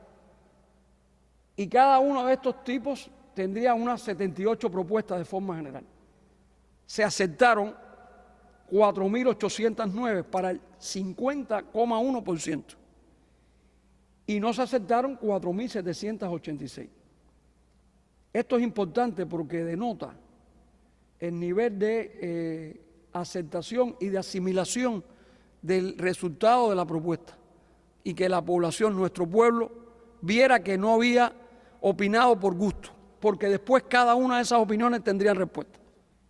Y como resultado de esa consulta, este es otro ejemplo, de 224 se modificaron 134, en algunos en contenidos esenciales, que significa casi un 60% del articulado. Y se mantuvieron sin ninguna modificación 87 artículos. Bueno, hubo temas que fueron los que más predominaron en la opinión. Estamos hablando, por ejemplo, del matrimonio, que el proyecto recogía el matrimonio como la unión voluntaria y concertada entre dos personas y abandonaba la heteronormatividad que ya estaba planteada desde la Constitución de 1976, que establecía el matrimonio entre un hombre, era la unión estable y singular entre un hombre y una mujer. Y eso tuvo mucha opinión, fue, vamos a decir, el tema que cruzó las 100.000 opiniones, con diversos matices, unos en contra, otros para ampliar, otros que se eliminara el artículo, diferente. Está también el tema del presidente de la República, cargo que no existía en la Constitución de 1976, sobre todo por proceso de elección, que es la propuesta se mantuvo, la elección por la Asamblea Nacional, el periodo de mandato que se mantuvo 2 periodos de mandato y la edad, no solo porque se incorporó un límite mínimo a la edad, lo cual tampoco existe en otras constituciones. La edad para el primer mandato tenía que tener la persona menos de 60 años cumplidos. También la estructura provincial en que cambió el sistema asambleario por un gobierno provincial con participación de entes representativos y también el debido proceso, sobre todo en el ámbito penal, para la asistencia técnica letrada al inicio del proceso. Eso también tuvo un gran debate. Después, la Asamblea Nacional volvió a ver el proyecto que preparó la comisión y aprobó la Constitución en diciembre del año 2018.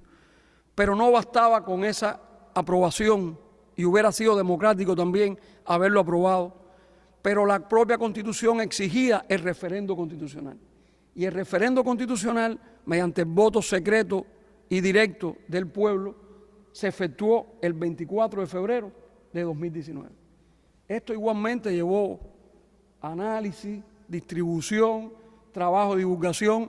Hay que decir que también hubo propaganda negativa contra el proyecto por vías digitales, por determinadas instituciones que no estaban de acuerdo con el proyecto.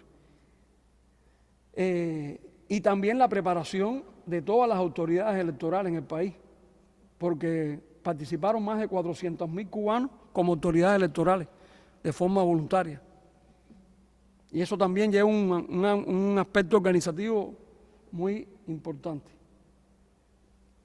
Y yo creo que esto es lo central, lo más importante, que es el resultado de ese proceso. Hay que decir que participó el 90,1% de los electores. Fíjense, de esa participación, por el no, solo el 9%. Boletas nulas, solo 1,6% y en blanco solo 2,5%. Fíjense aquí los datos. Votaron 7.848.343 electores, que significa el 90,1%, o sea, el porcentaje de participación es bien alto. Y las boletas válidas fueron 7.522.569. O sea, si usted compara las que fueron nulas y las en blanco, que son las que anulan, evidentemente es un 3 y un poco más por ciento de las boletas anuladas. Aquí están. Y votaron por el no, fíjense, por el sí, 6.816.169. Que significa que por el sí votó el 86,8%. Pero la Constitución definía que no bastaba solo con el sí. Y yo significo esto. Para la aprobación y la ratificación de la Constitución se requería el voto mayoritario del total de los electores. ¿Qué quiere decir esto? Que los que no asistían, los que votaban en contra, los que anulaban, eran un % negativo hacia la ratificación. De manera que esa Constitución se aprobó por más del 78% de ratificación, contando únicamente los que votaron por el sí, incluyendo en contra a todo aquel que no participó, a todo aquel que votó en blanco, que anuló o votó no. O sea, distingo esto porque no es solo votar por el sí y con eso se ratificaba. No, ese sí tenía que ser superior también al total de las personas. O sea, el sí era sobre las personas que conformaban el cuerpo electoral. No, que quiero establecer eso porque puede generar dudas. No bastaba con decir sí que fuera mayoritario, sino que fuera mayoritario respecto al cuerpo electoral total, incluyendo los que no asistieron. Es lo que quiero plantear. Y eso es una particularidad también de este proceso. No conocemos en otro lugar un sistema de votación como este para respaldar una Constitución. Seguimos. Bueno, estas son unas consideraciones generales. O sea, la expresión genuina del carácter democrático del sistema.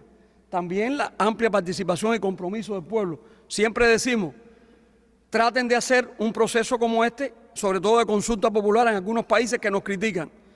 Primero ver quiénes salen en una comunidad, quiénes van a participar. Si logran llevar a que esas personas primero se expresen en un proceso de consulta y segundo, que voten después a favor o no del proceso.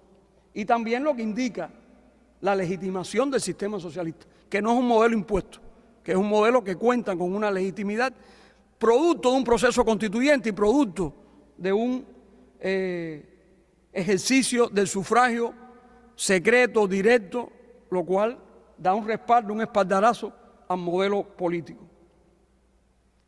El 10 de abril se proclamó la Constitución. A partir de ahí entró en vigor.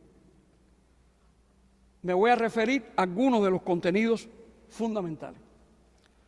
En primer lugar, la definición de Cuba como un Estado socialista de derecho y de justicia social. Esa identificación es fundamental porque hasta ese momento solo en la República Socialista de Vietnam había un concepto de incorporar el Estado de Derecho, claro, socialista, y en la experiencia de los países socialistas europeos jamás se habló del Estado socialista de derecho. Es más, era negado. Y de justicia social, que está con los principios conformadores del Estado y el sentido de justicia hacia nuestro pueblo y garantista que tiene el Estado revolucionario cubano. Está también el papel rector del Partido Comunista, que queda avalado en el artículo 5 de la Constitución como fuerza dirigente de la sociedad y del Estado. Está por vez primera la incorporación del principio de supremacía constitucional.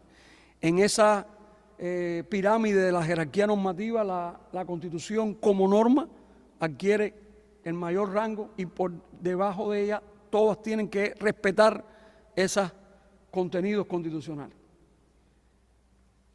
Aquí es importante el ámbito de la Constitución económica. Por vez primera se plantea el reconocimiento de la propiedad privada dentro de la Constitución socialista. Después de una gran discusión previa, incluso en la sociedad. Pero eso no es lo que distingue el sistema.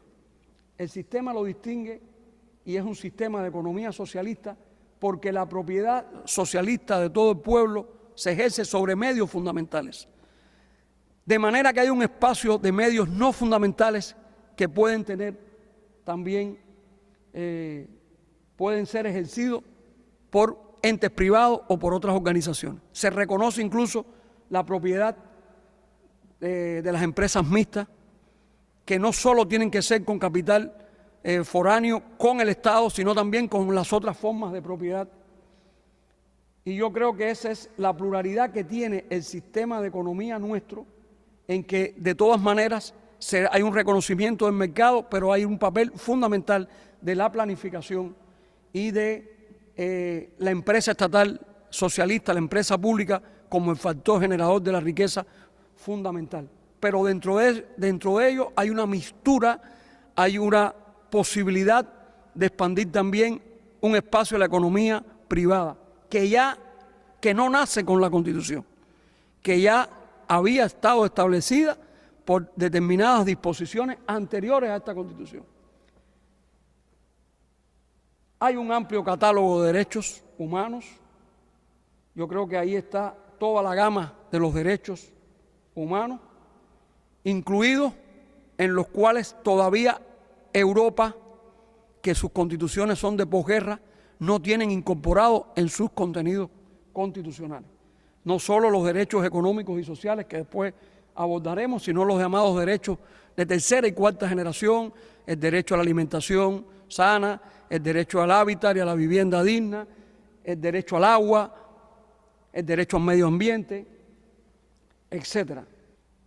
Y mantenemos otros, como el derecho a la educación, el derecho a la salud, que son derechos que se ejercen de manera universal por todos sin costo, de manera gratuita, de forma general. Y aquí están algunos de esos contenidos también que tienen que ver con el reconocimiento de la dignidad humana como valor supremo para el ejercicio de todos los derechos humanos. Se ratifica el principio de la igualdad de todas las personas ante la ley y la proscripción de la discriminación, que se amplía cuando uno toma el texto de la Constitución y se amplía también por género, razones de género, identidad de género, orientación sexual, que no estaba en la Constitución de 1976. Se refuerza la igualdad de derechos de la mujer, también los derechos de la sexualidad y los derechos reproductivos de la mujer, también que se afianzan con garantías, se proscribe también la violencia desde la propia Constitución y sobre todo no enuncia derechos económicos y sociales, sino que también amplía con determinadas garantías jurídicas y materiales desde el propio texto. Esto es importante porque hay un reconocimiento de la pluralidad familiar y ese capítulo dentro de los derechos que tiene que ver con las familias en plural ya envía un mensaje al legislador, como ocurrió ya con el Código de la Familia, de un reconocimiento de las diversas formas de familia que no tienen que ser únicamente la familia tradicional, la familia nuclear, la familia hetero, sino que también da un espacio a la posibilidad de las familias homo, que también existen y que también tienen un respaldo y una tutela desde el ámbito constitucional. También se refuerza todo el debido proceso en el ámbito administrativo y en el ámbito penal, en el ámbito judicial, y se traslada a la propia Constitución el habeas corpus, que únicamente tenía un reconocimiento legal en la Ley de Procedimiento Penal y hoy aparece también en la propia Constitución. Y aquí están las cuestiones vinculadas a la estructura del Estado. Yo creo que solo esto llevaría a una conferencia de 1 hora. Estoy dando a vuelo de pájaro una descripción pero solo la estructura del Estado me voy a limitar a dar algunas pinceladas que yo creo que son importantes. En primer lugar, fíjense que en este diseño constitucional, la Asamblea Nacional, y así lo reconoce el texto, es el órgano supremo de poder del Estado. No hay una tripartición de poderes, hay una delimitación de funciones en el cual el órgano del legislativo adquiere la mayor supremacía. ¿Pero por qué? En primer lugar, porque es el órgano de mayor legitimidad de todos los órganos del Estado a nivel nacional, porque sus diputados se eligen por el voto directo y secreto del pueblo. Ningún otro órgano de los que forman la estructura general del Estado tiene esa dosis de legitimidad democrática. Y por tanto a él le están atribuidas las funciones fundamentales en la estructura del país y a él se deben todos los demás órganos. Y cuando hablamos de las funciones, podemos mencionar, es el único que tiene facultad legislativa y constituyente, quiere decir la capacidad de reformar la Constitución.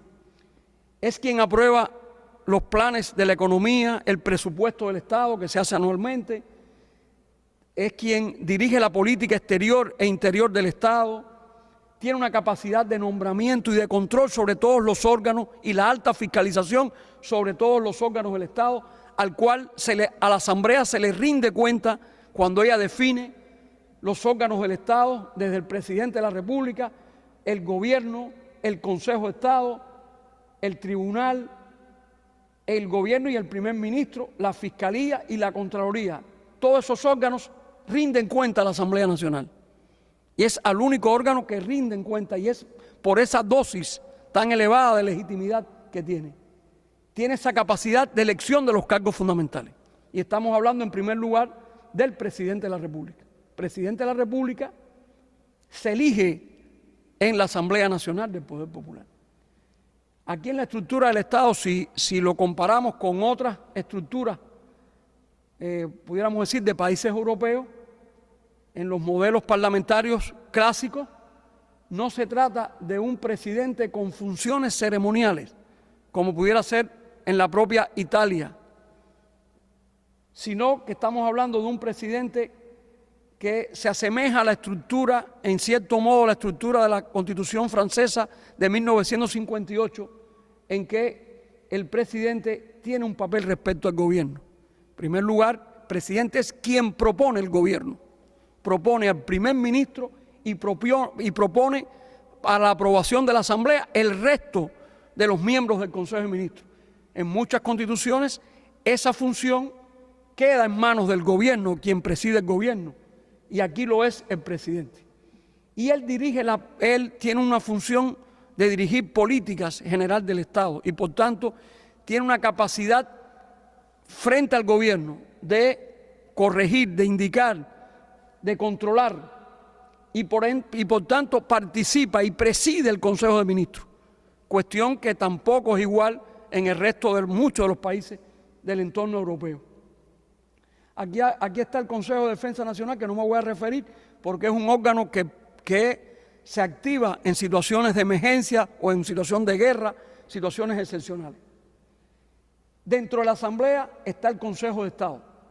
El Consejo de Estado es el órgano que representa a esa Asamblea. Recordemos que esto no es una Asamblea profesional, es una Asamblea que de forma ordinaria se reúne 2 veces al año, es decir, no son 2 días al año, son 2 veces al año, pero de forma extraordinaria se reúne las veces que sea necesaria. En los últimos tiempos nosotros hemos tenido que sesionar 4 o 5 veces anualmente por razones de el desarrollo legislativo de la propia Constitución. Bueno, este Consejo de Estado está conformado por 21 miembros y lo preside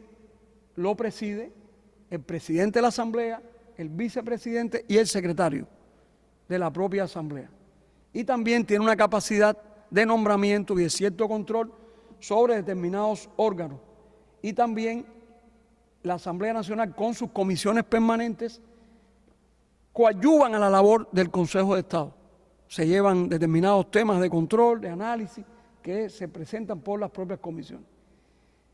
Este es un órgano también que tiene un trabajo permanente de la Asamblea, chequea los acuerdos y las decisiones de la propia Asamblea, controla el cumplimiento de leyes y de las propias atribuciones que tiene el órgano, como la de dictar decretos leyes, y puede cambiar, vamos a decir, cambiar a los ministros entre periodo y periodo de sesiones. No hay que esperar una Asamblea Nacional para cambiar. Puede ser el Consejo de Estado quien, a propuesta del Presidente de la República,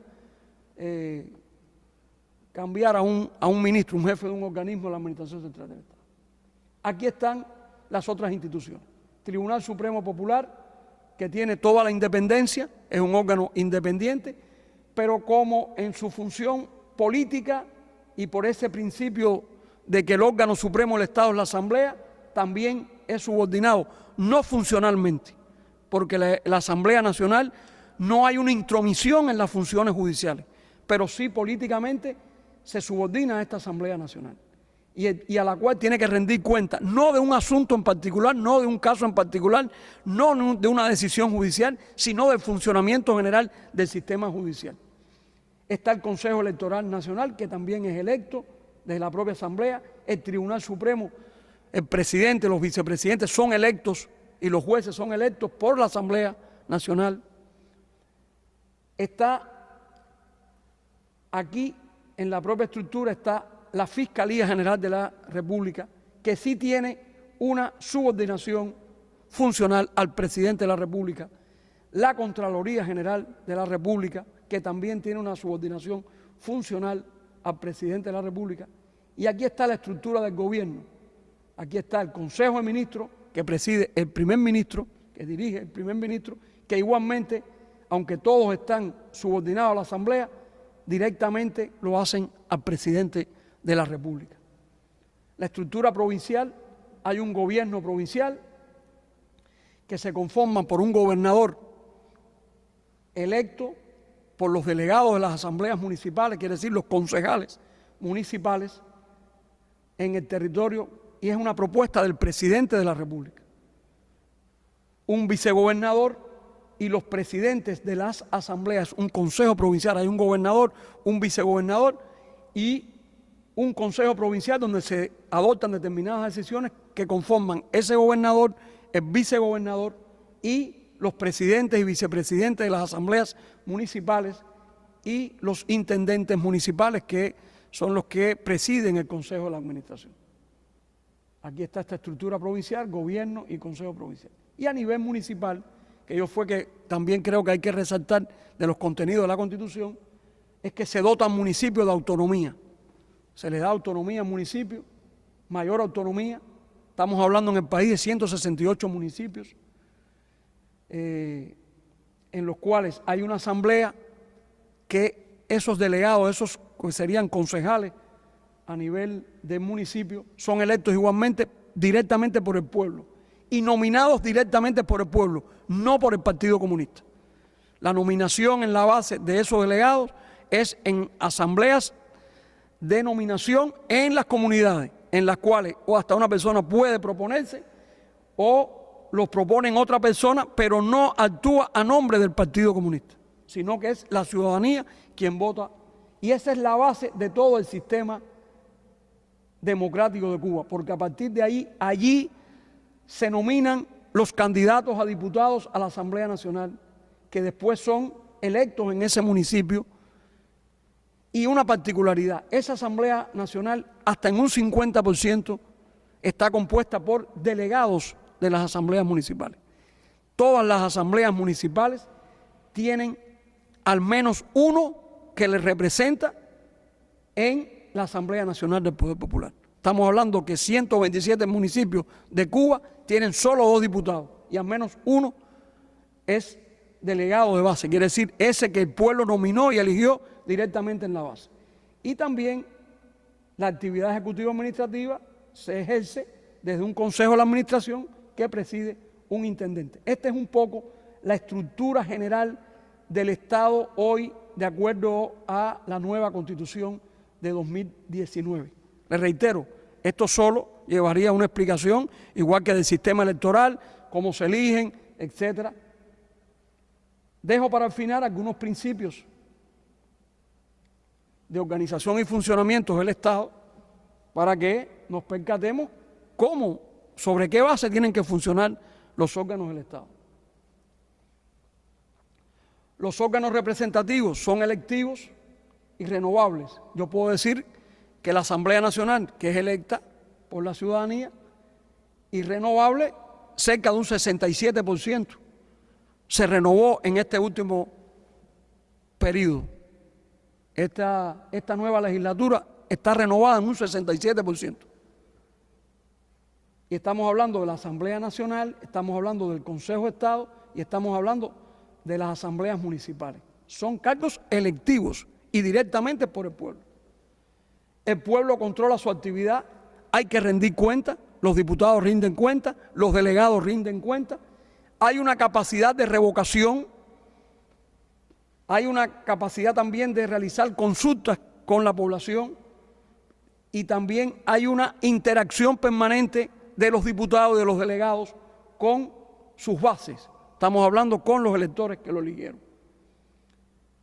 Aquí también está un principio: las decisiones de los órganos superiores son de obligatorio cumplimiento para los inferiores y los órganos inferiores tienen que rendir cuenta a sus superiores. Esos son principios generales de la democracia socialista que están incorporados en la Constitución.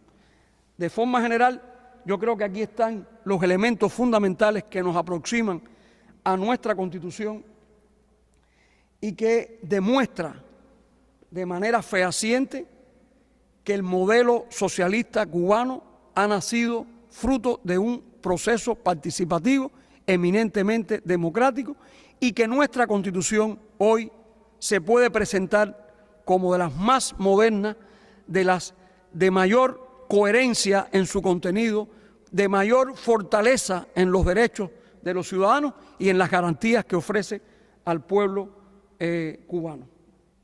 Hasta aquí estos elementos fundamentales. Espero que sirva para el trabajo de preparación y de aproximación a la realidad cubana, a sus normas y sobre todo a la Constitución cubana de 2019. Les reitero el agradecimiento a todos nuestros hermanos italianos que están en este curso y esperamos vernos en otra ocasión y agradecerles directamente todo el apoyo a nuestro país, sobre todo en momentos tan complejos que enfrenta la Revolución Cubana como resultado del recrudecimiento de las medidas punitivas y del bloqueo de los Estados Unidos contra Cuba. Muchas gracias.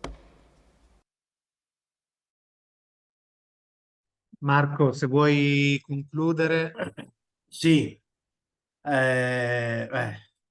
due lezioni che ancora una volta dimostrano la considerazione dei compagni cubani verso la nostra associazione nazionale. Uno dei più alti rappresentanti del governo cubano ha accettato il nostro invito per questo corso di formazione.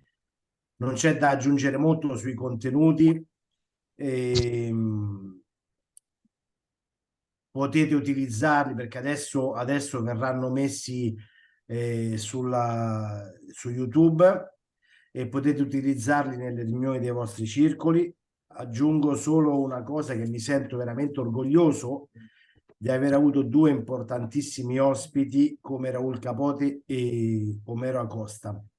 Ringrazio tutti i presenti, le compagne e i compagni, e ringrazio Ruben e Domenico per il lavoro di sottotitolatura. Con queste due lezioni sulla democrazia socialista cubana oggi vi abbiamo fornito uno straordinario materiale.